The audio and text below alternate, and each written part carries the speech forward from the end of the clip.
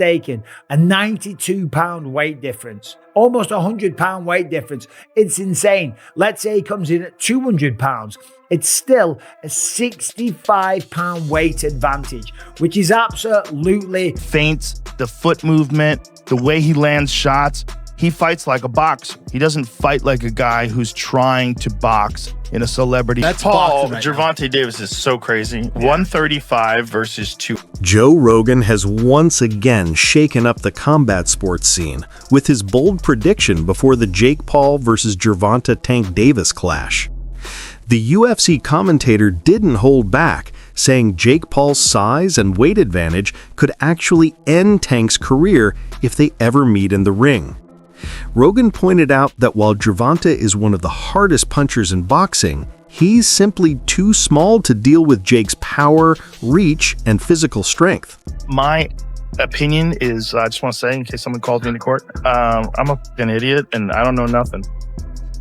And don't take my advice. I love the Saudis. Don't take my opinion. I love the Israeli government. I love everybody. That had nothing to do with them. That was Jake Paul promoting it. You know, it's just doesn't bother me. There's compromising the sport, and that's like bad. It's just like if I bet on it, watching it with people who are so in on it, and then also man, the sports betting apps, they introduced like chat apps in them in Australia. So it's like they're trying to take the place of social media companies where you go together and you meet your friends. Like betting should be exciting enough without having a weird. They're just trying to draw you in. They're just trying to make money, right? So they're trying to draw you in. Rogan admitted that Jake Paul has truly grown as a boxer. He said that if Paul weren't known as a YouTuber, his rise in the sport would be seen as impressive, since he clearly knows how to fight, understands the ring, and isn't just throwing wild punches. But Rogan also issued a serious warning. Fighting Gervonta Davis is dangerous. He noted that Davis operates on a completely different level in skill and knockout ability, and if Paul underestimates that, things could go very wrong. Like an up-and-coming boxer, you would say this kid's got a lot of fucking talent. He's dangerous. I think his strength is that they underestimate him because of what his background was. And they think there's no way that some guy who became famous off of YouTube is going to be an actual legit boxer. If you look at what he's done, he's a very good boxer. What do you think of this Jake Paul fella? Say that if Jake Paul was not a YouTube star, people just looked at him. Jake Paul didn't shy away either, confidently saying, "I would destroy him in the ring, given the size." That bold claim, even though he showed respect for Gervonta Davis's skills and patriotism, sparked huge backlash. Critics said it turns the fight into bragging rather than real sport. With Paul weighing close to 200 pounds as a cruiserweight and Davis fighting at lightweight, the massive size gap has many calling it more than a mismatch. Some call it reckless showboating.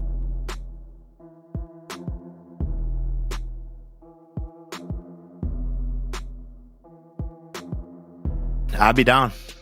Let's run it. I'd be super, super down. I don't know if Gervonta needs Jake Paul. Let's be clear, right?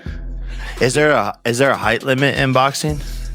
For Tank, there's no way that this goes well for Tank Davis.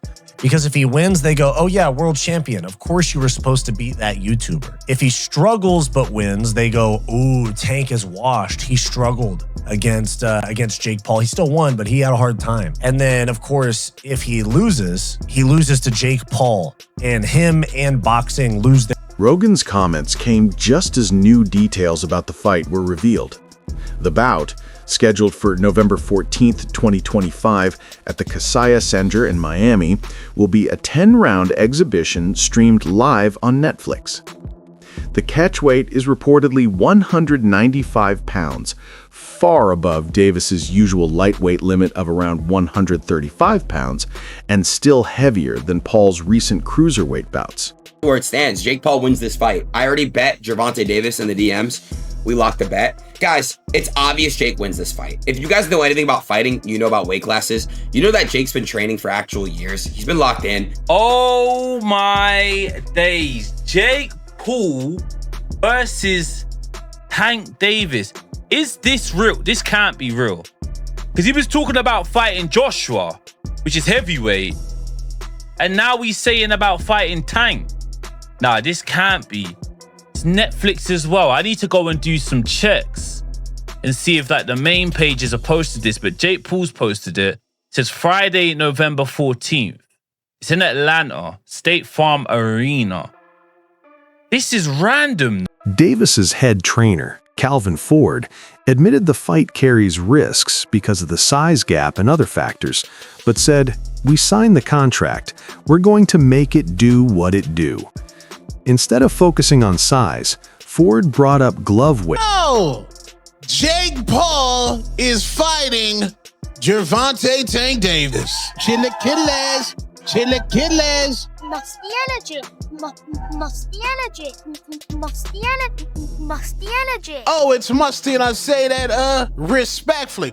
Per Mike Coppinger in the Ring magazine, Gervonta Tank Davis, freshly off his domestic violence charges being dropped, will get into the ring with Jake Paul in Atlanta with a proposed date of November 15th. Lord child. Tank weighs about 135. Jake Paul weighs about 200-something pounds. So obviously this will be at a catch weight, and this possibly will not be a sanctioned fight where it will count on anybody's record. But I'm gonna tell y'all like this. Tank fans, you niggas down bad. The hatred. Musty energy. You niggas is down bad. Tank basically on the back half of his career, according to my brother Nestor Gibbs from the Boxing Voice. This man, Gervonta Tank Davis, said, "I am not fighting no Shakur Stevenson." The man said, "I'm not even going to rematch Lamont Sanat." The man just said, "I'm not even thinking about fighting Dev Dollars, Devin the Dream, Debo Haney. I am going directly into Jake Paul." I've been told you that Tank was the black Jake Paul. Tank been the black Jake Paul. Man ain't care about legacy. Man ain't care about none of that, bro. Tank fans, you niggas down bad. Protect your fighter. It is musty at the highest level. And poor Lamont Sanat, it might be over for Lamont Sanat. He got to fight somebody. You might need to fight Gary Russell Jr. right now. Tank Davis, Lord child, Jake Paul, boxing down bad. This about to make a lot of money. The only plus in this is that Alicia Baumgardner, aka Bomb Amy, might be on this card. I would love to see Alicia Baumgardner back on Netflix.